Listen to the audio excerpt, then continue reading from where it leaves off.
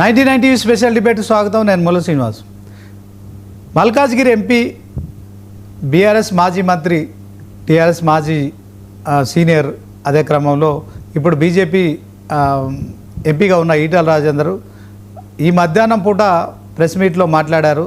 So దాంట్లో ఆయన తెలంగాణ రాష్ట్ర వ్యాప్తంగా కరువు పరిస్థితుల మీద, మరి తెలంగాణ ప్రజలు ఎదుర్కొంటున్న తాగునీటి ఇబ్బందులపై కూడా మరొకసారి తెలంగాణ కాంగ్రెస్ ప్రభుత్వంపై, సీఎం రేవంత్ రెడ్డిపై, అలాగే భారీ నీటిపారుదల శాఖ మంత్రి ఉత్తమ్ కుమార్ రెడ్డి వీళ్ళందరిపై కూడా రాష్ట్రంలో మరి వరదలు వృధాగా నీరిపోతున్నాయి. సో ఆ వర్షపు నీరును, ఆ వరద నీరును ఒడిసిపట్టి రాష్ట్రంలో ఉన్న జలాశయాలను నింపండి. సో దీంట్లో మరి నేషన్ ఫస్ట్, పార్టీ నెక్స్ట్, ఆ తర్వాత మరి ఖచ్చితంగా పర్సన్ లాస్ట్ అని మరొకసారి బీజేపీకి సంబంధించిన ఆ నినాదాన్ని చెప్తూనే తెలంగాణ సీఎం రేవంత్ రెడ్డిపై మరి ఇప్పుడు గోదావరి నీళ్ళు అయితే వృధాగా పోతున్నాయి. సో దిగువకు వెళ్ళిపోతున్న ఆ నీటిని ఒడిసిపట్టి తెలంగాణ రాష్ట్రంలోని రిజర్వాయర్లు నింపాలని చేసిన కామెంట్స్ ఏవైతే ఉన్నాయో, ఒకవైపు కాంగ్రెస్ ఏమో కాళేశ్వరం కూలిపోయింది, కూలేశ్వరమైందని చెప్తుంది. అదే క్రమంలో కాళేశ్వరంలో మరి చాలా అవినీతి జరిగింది, దీనిపై సిబిఐ విచారణ చేయాలని బీజేపీ కూడా మొదటి నుంచి మరి నరేంద్ర మోదీ దగ్గర నుంచి మొదలుకొని అమిత్ షా, కేంద్ర మంత్రులు, అదే క్రమంలో రాష్ట్రంలో ఉన్న అందరూ కూడా ముక్త కంఠంతో చెప్తున్నారు. అయితే ఇప్పుడు వర్షాకాలం ఎగువన కురుస్తున్న మహారాష్ట్రలో నుంచి వస్తున్న వరదలు కావచ్చు, మరి గోదావరి నీటిలో వృధాగా పోతున్న నీరు వృధాగా పోతుంది. సో ఆ నీటిని ఒడిచిపట్టే ప్రయత్నం చేయండి. తెలంగాణ రైతులు ఇంకా పంటలు వేసుకోలేని పరిస్థితి ఉంది. కరువు, ఎల్నినో కారణంగా కరువు పరిస్థితులు ఏర్పడ్డాయి. ఇంకా పూర్తిగా వర్షాభావ పరిస్థితులు కుదుట పడే వరకు రాష్ట్రంలో ఉన్న రిజర్వాయర్లు నింపాలనే మా కామెంట్స్ అయితే తెలంగాణ రాష్ట్ర రాజకీయాల్లో, ముఖ్యంగా బీజేపీలో కొత్త చర్చకైతే దారితీస్తుంది. ఇదే అంశంలో మనం చర్చ చేస్తున్నాము. ఈ చర్చలో మనతో పాల్గొంటున్నారు బీఆర్ఎస్ మాజీ ఎమ్మెల్యే బొల్లం మల్లయ్య యాదవ్ గారు, అలాగే ఆర్మూర్ ఎమ్మెల్యే పైడి రాకేష్ రెడ్డి గారు, బీజేపీ సంబంధించి ఆయన కూడా జాయిన్ అవుతారు. ముందుగా బొల్లం మల్లయ్య యాదవ్ గారితో మాట్లాడదాం. మల్లయ్య యాదవ్ గారు, గుడ్ ఈవినింగ్ సార్. ఎట్లా చూస్తారు ఈటల రాజేందర్ చేసిన కామెంట్స్? కొంత బీఆర్ఎస్కి అనుకూలంగా మాట్లాడారు. సో కాళేశ్వరం విషయంలో మరొక వ్యక్తి బీజేపీలో, కేవలం ఒకే ఒక వ్యక్తి మల్కాజ్గిరి ఎంపీ, గతంలో హుజరాబాద్ ఎమ్మెల్యేగా చేశారు బీజేపీ పార్టీ నుంచి, మీ బీఆర్ఎస్ పార్టీ నుంచి రాజీనామా చేసి. సో ఇదంతా జరుగుతున్న క్రమంలో ఇప్పుడు కాళేశ్వరం నీటిపై కావచ్చు, గోదావరి నీటిపై కావచ్చు, వరద జలాల గురించి కావచ్చు మాట్లాడడాన్ని ఎట్లా చూస్తారు, ఏం చెప్తారు? అంటే రాజేందర్ గారు ఏ పార్టీకి సంబంధించిన వ్యక్తి అనేది ప్రధానం కాదు. తెలంగాణలో ఇప్పుడు జరుగుతున్న రాజకీయ పరిణామాలలో చేయాల్సిన విషయాల గురించి, తీసుకోవాల్సిన నిర్ణయాల గురించి ఒక నాయకుడిగా వారు చెప్పడం అనేది ప్రాధాన్యత సంతరించుకుంది. తెలంగాణలో రైతాంగం ఒకవైపు వర్షాలు లేక ఇబ్బంది పడుతూ ఉంటే, మనకు అవకాశం ఉన్న కాళేశ్వరం నుంచి కన్నెపల్లి పంపుని హౌస్ని ఆన్ చేసుకుంటే దానివల్ల ఒడిసిపట్టి ఏ రోజుకు ఆ రోజు వస్తున్న వరద నీరుని డ్యాంలో నింపుకొని, కాలువల ద్వారా చెరువులు నింపుకొని గ్రౌండ్ వాటర్ని ఇంప్రూవ్ చేసుకునే అవకాశం ఉంటుంది. కాబట్టి దీన్ని ముందు చూపుగా తెలంగాణ రైతాంగానికి తాగునీటి సమస్య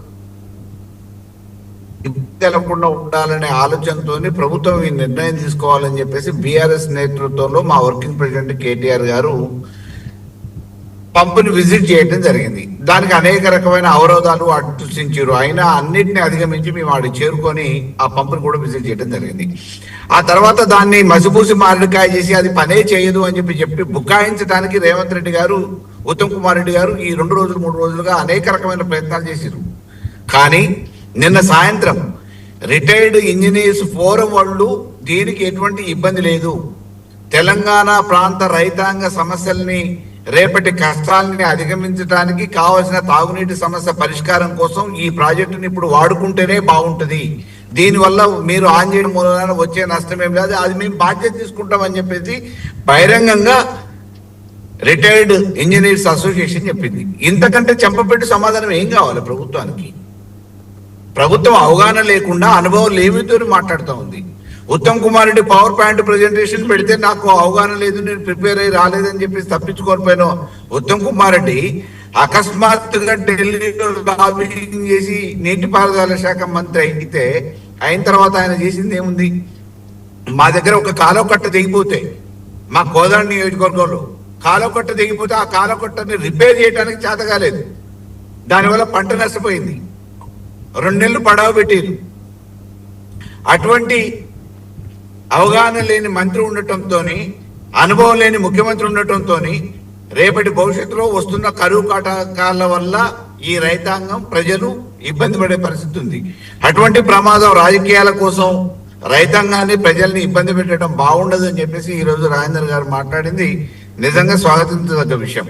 ఇక్కడ పార్టీలు కాదు, రాజకీయాలు కాదు, జెండాలు కాదు, మన తెలంగాణ ప్రజానికము ఏ రకంగా మేలు ఉండాలి, ప్రకృతి వైపరీత్యాల వల్ల జరిగే నష్టాన్ని ముందస్తుగా భవిష్యత్ ప్రణాళిక చేసుకొని సాంకేతికంగా మనం ఆలోచించాల్సిన బాధ్యత, నైతిక బాధ్యత ఉంది. ఆ క్రమంలోనే రాజేంద్ర గారు మాట్లాడారు. తప్పకుండా స్వాగతించాల్సిన విషయం అది. అంటే ఇప్పుడు మల్లన్న గారు వాస్తవానికి బీజేపీకి ఒక విధానం ఉంది, కాళేశ్వరం ఇష్యూలో కాంగ్రెస్కి ఒక విధానం ఉంది. బీఆర్ఎస్ మాత్రం మొదటి నుంచి చెప్తుంది కాళేశ్వరం అనేది తెలంగాణకి ఒక శ్రీరామ రక్ష. సో మేడిగడ్డ నుంచి ఎత్తి మల్లన్న సాగర్ వరకు, అదే క్రమంలో మల్లన్న సాగర్ నుంచి కూడా మరి శ్రీరామ్ సాగర్ కూడా నింపొచ్చు. ఒక గోదావరి నీటిని ఒడిచిపట్టడానికి మరి 94,000 కోట్లు ఖర్చు చేసిన ప్రాజెక్టును కాంగ్రెస్ నిర్వీర్యం చేస్తుందని, అదే క్రమంలో బీజేపీ మాత్రం ఒక స్టాండ్ తీసుకుంది. మొదటి నుంచి కాళేశ్వరంలో భారీగా అవినీతి జరిగింది, దీనిపై పూర్తి స్థాయిలో విచారణ చేయాలి సిబిఐతోనని మొదటి నుంచి డిమాండ్ చేస్తుంది.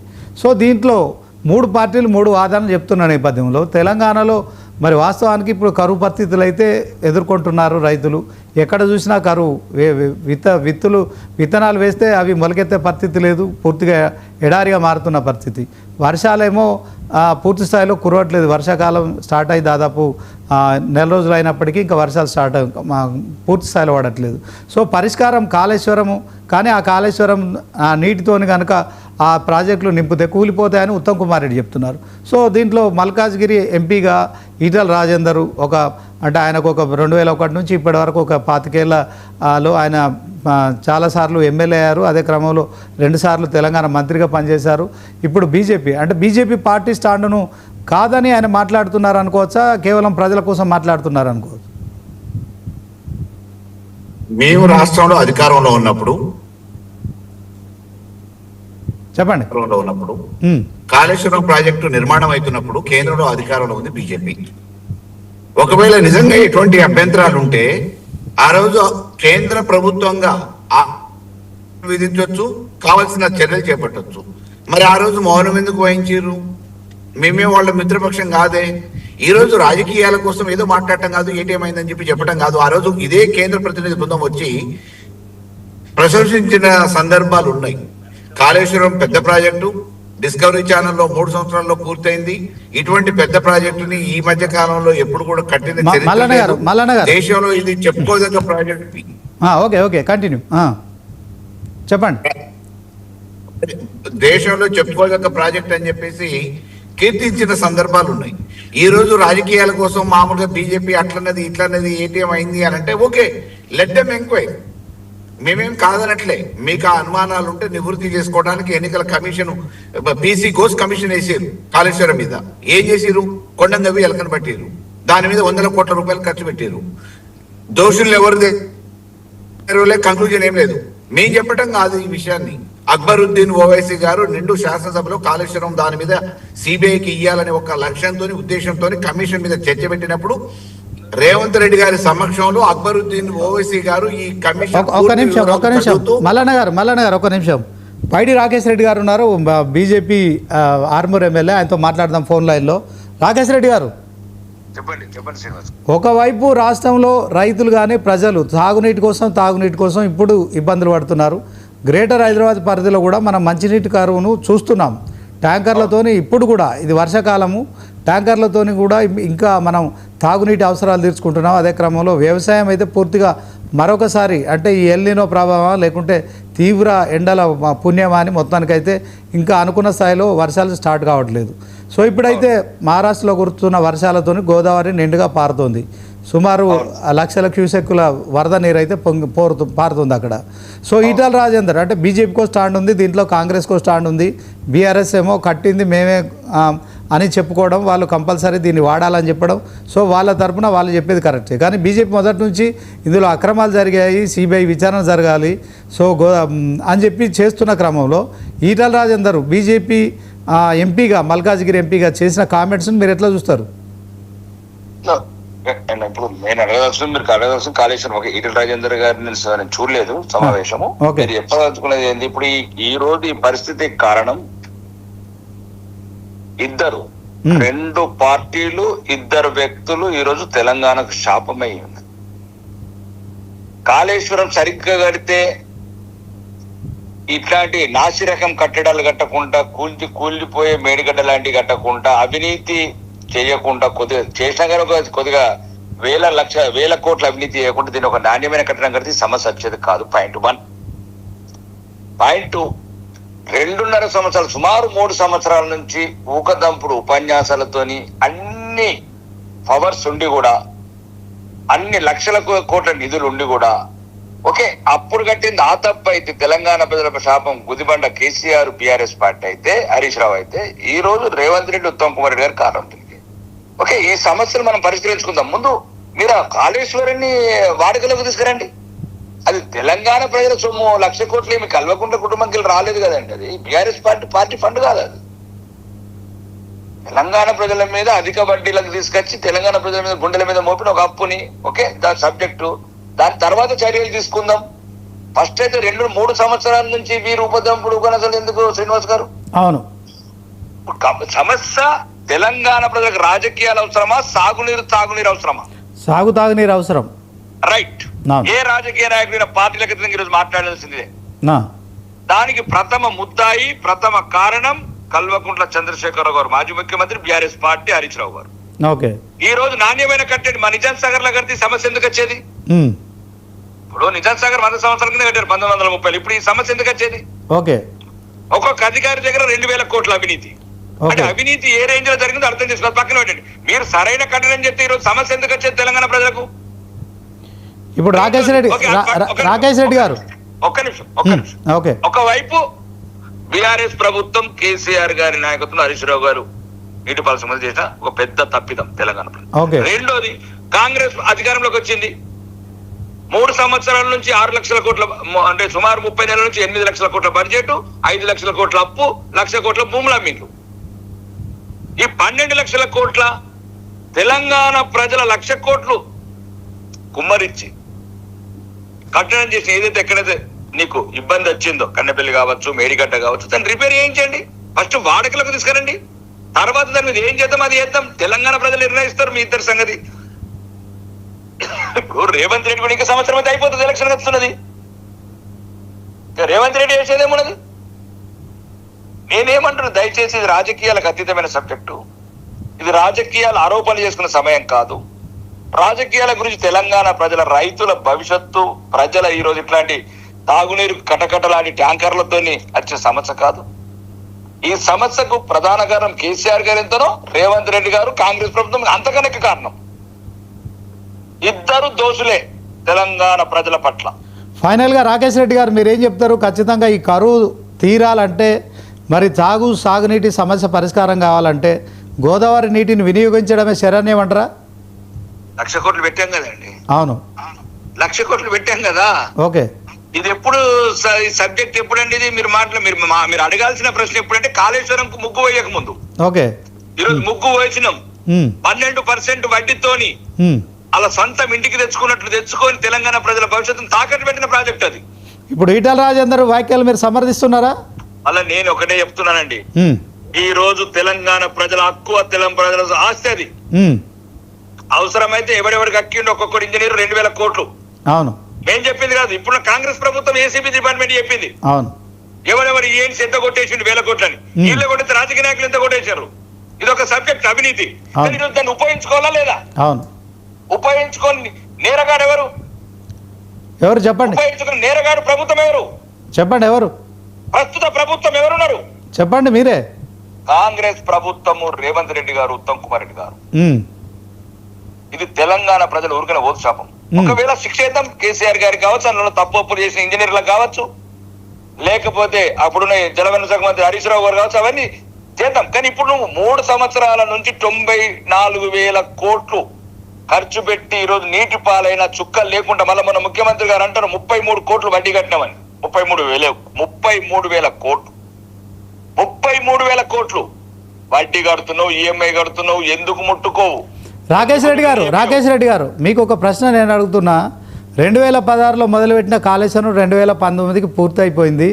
సో మొన్న 2022 వరకు కూడా ఆ ప్రాజెక్టు వినియోగంలో ఉండే కొన్ని రిజర్వాయర్లు అయితే దాని ద్వారా కొన్ని టీఎంసీలు ఎన్ని అని నేను చెప్పాను, కానీ సో ఎత్తిపోసిర్రు. అయితే 2014 నుంచి ఇప్పటి వరకు మూడోసారి మీరు బీజేపీ కేంద్రంలో అధికారంలో ఉంది. కాళేశ్వరం ప్రాజెక్టు పూర్తయిపోయి కూడా 2019లో పూర్తయిపోయింది. సో దీంట్లో 6-7 సంవత్సరాల నుంచి కూడా మీరు కేంద్రంలో అధికారంలో ఉన్నారు. రాష్ట్ర ప్రభుత్వం ఒక ఏడాది క్రితం సిబిఐ ఎంక్వైరీ చేయాలని చెప్తే మీరు ఆరోపణలు చేసిర్రు, సిబిఐ మీద ఎంక్వైరీ చేయాలన్నారు, కానీ మీరు సిబిఐ ఎంక్వైరీ చేయట్లేదు. ఎందుకంటే ఏం చెప్తారు? నేను ఒకటే చెప్తున్నాను శ్రీనివాస్ గారు, మాకు ఇచ్చింది ఆ 1,00,000 కోట్లల్లో ఒక 10,000 కోట్లది ఎంక్వైరీ చేయమన్నారు. 90,000 కోట్లు ఇద్దరు లోపాయిపారు ఒప్పందం ముడుచుకున్నారు. అనుమూల రేవంత్ రెడ్డి గారు, కల్వకుండా చంద్రశేఖరరావు గారు. బయట తెలంగాణ ప్రజలు కూడా యాక్టివ్ చేస్తున్నారు. మాకు మొత్తం ప్రాజెక్ట్ ఇవ్వమంటున్నాం 1,00,000 కోట్లు. ఎవరెవరు ఎంత తిన్నారు, ఎవరెవరు బ్యాంకులలో ఎంత ఉన్నాయి, లాకర్లలో కిలో కొద్ది బంగారం ఎట్లయితే మొత్తం తీస్తాం. బంగారు తెలంగాణ మేము చేస్తాం. ఇక మీరు తుప్పు పట్టిన తెలంగాణ చేసిండ్రు, అప్పుల తెలంగాణ రేవంత్ రెడ్డి చేసిండు. నిజంగా మొత్తం మీ అవినీతి అంతా కక్కిచ్చి మొత్తం తెలంగాణ ప్రజలకు బంగారు తెలంగాణ వెళ్తున్నాయి కదా అధికారుల ఇళ్లలో, బంగారు లాకర్లలో. తెలంగాణ ప్రజలు అమాయకులు అనుకుంటారు ఎట్లా? మరి తెలంగాణ ఇప్పుడు ఎడారిగా మారిపోతుంది. మీరేం చేస్తారండి? కేంద్రంలో అధికారంలో ఉన్నారు. ఒకే ఒక్కటి ఒకవేళ రేవంత్ రెడ్డి ఈ తెలంగాణ ప్రజల క్షేమం కోరుకుంటాడైతే, తెలంగాణ రైతాంగం క్షేమం కోరుకుంటాడైతే మొత్తం బంద్ పెట్టండి. వాడు కూర్చుండబెట్టి Uttam Kumar guest house ready ఉన్నది. మొత్తం ఇండియాలో ఉన్న ఇంజనీర్స్ అంతా మేము ఏదైతే సహకారం ఇస్తామో కేంద్ర ప్రభుత్వం అన్ని రకాల సహకారం అందిస్తామని మాకు కేంద్రం చెప్పింది. అధికారులను పంపించింది, ఇంజనీర్లను పంపించింది, దానికి ఒక కార్యాచరణ చూపించింది. ఏదైతే ఇప్పుడు తెలంగాణ ఫస్ట్ కార్యాచరణ కూడా కూర్చోండి.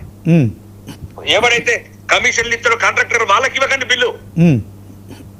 ఎవరు 30% ఇస్తాడు, 20% ఇస్తాడు, మీ బంధువులు ఇస్తారా, మీ అన్నదమ్ములు ఇస్తారా, పక్కన పెట్టండి కొన్ని రోజులు. ఫస్ట్ అక్కడ ఏదైతే లోపాలు సరిగ్గా ఇమ్మీడియట్లీ కాళేశ్వరం ఉపయోగం తీసుకురండి. ఓకే, తెలంగాణ ప్రజలకు ఏదైతే ఎల్లినో ఒక దారుణమైన కరువు పరిస్థితులు వస్తున్నాయి దాన్ని కంట్రోల్ చేయండి. ఏం చేసుకుంటారు ఈ పాపం సొమ్ములు? ఓకే, ఎవరు 30% ఇస్తారు కమిషన్ ఇయ్యరు, ఎవరిని దగ్గర బంధువు అయితే డబ్బులు ఇయ్యు.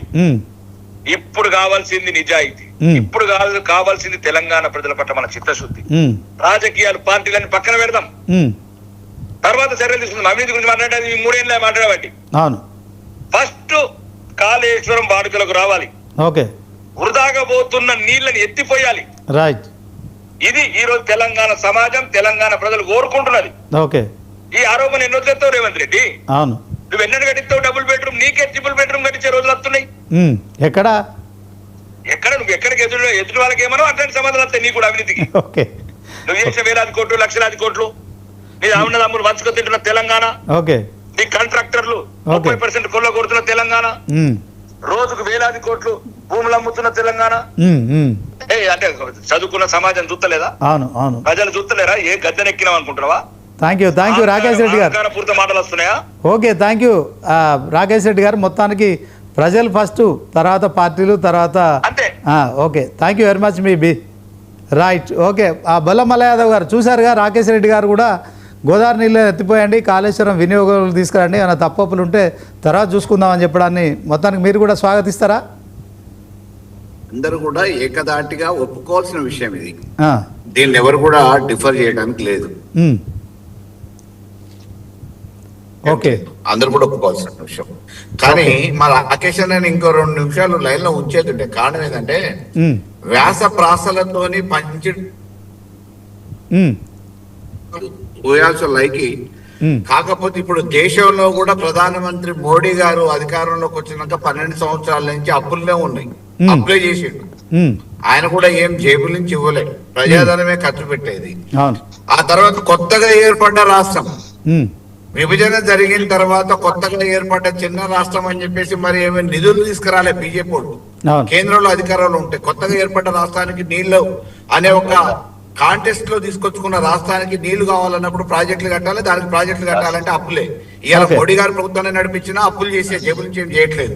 రేవంత్ రెడ్డి గారైనా అప్పులు చేస్తా ఉన్నాడు, జేబుల నుంచి చేయట్లేదు. కేసీఆర్ గారు కూడా అదే. Right, thank you Bolla Mallaiah గారు. మొత్తానికి ఏం చేయాలనేది ఒక అవగాహనతో చెయ్యగలిగిన మేధస్సు ఉన్న ముందు చూపున్న నాయకుడు ఈ రాష్ట్రానికి కావాలని కోరుకున్నారు తప్ప జేబు నుంచి పెట్టడానికి ఏ నాయకుడు కూడా ముందుకు రాడు. మా రాకేష్ అన్న కూడా నియోజకవర్గంలో చేసే పనులు జేబుల నుంచి చేయట్లే. Right. ప్రభుత్వం ఇచ్చిన పైసలే చేస్తాడు. అక్కడో ఇక్కడో కాలు ఇరుగుననుకో చెయ్యి ఇరుగుననుకో 10 వరకు సాయం చేస్తే చేస్తుండొచ్చు. కానీ Right. Okay. ఈ రోజు మీరు కేంద్రంలో అధికారంలో ఉండి కొత్తగా రాష్ట్రం ఏర్పడ్డ తర్వాత 10 రూపాయలు సాయం చేయని వాళ్ళు ఇవాళ వరకు దేని వాళ్ళు మేము ప్రాజెక్టులు కట్టుకుంటే రైట్, ఓకే, థ్యాంక్ యూ. బల్ల మల్లయ్య గారు, మొదటి నుంచి మీరు అదే ఆరోపణ చేస్తున్నారు కేంద్రం మీద.